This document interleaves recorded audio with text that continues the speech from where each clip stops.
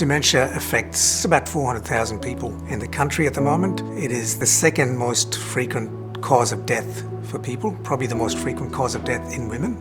There are several pieces of research being done to try and find medical treatments and cures or things that can shift the dial for a person living with dementia.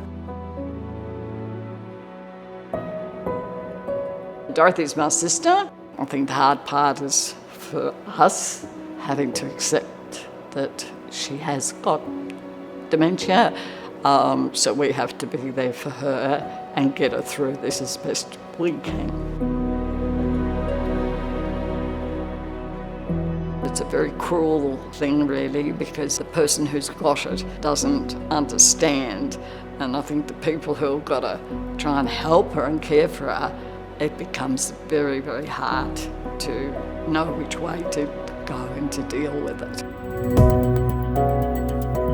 The National Centre for Healthy Ageing is an organisation that aims to transform the health and care for older people. We are improving the lives of people with dementia. We are solving the puzzle of how best to care for people within aged care facilities. What we do know of residential aged care is that they don't get access to the same level of assessment as someone who's living in the community. And so what tends to happen is someone is just given the label, you have dementia, but they haven't necessarily been assessed objectively for dementia. What we're hoping to demonstrate is by using a blood test and by using digital cognitive assessment, we're going to get more accurate, timely diagnosis of dementia.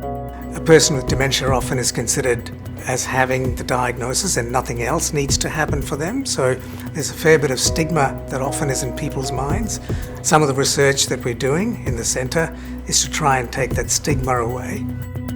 We have a narrative in community that this might all just be part of getting old, that this is behaviours that are not okay. And so part of our work that has been funded by the National Centre for Healthy Ageing is really to address that stigma piece and say, yes, you can live well, you can live well in community together.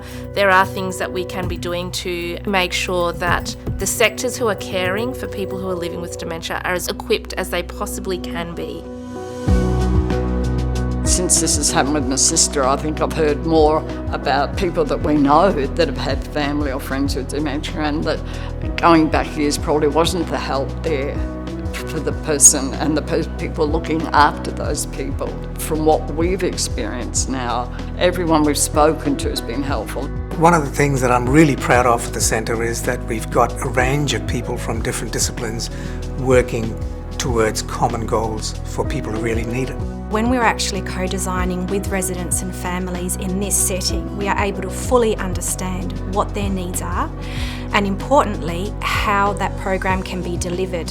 When Mum first came, we were quite naive. We didn't know much about it. We were not given any guidelines of navigating dementia. If we had been given this, it would have been brilliant for us to go and say, okay, I think Mum's at this stage. This is what we can do to help her. Being a clinician as well as a researcher, the person sitting in front of me often requires positive news and hope, and the new treatments and the new technologies that are coming on board might well be the key to giving them that hope.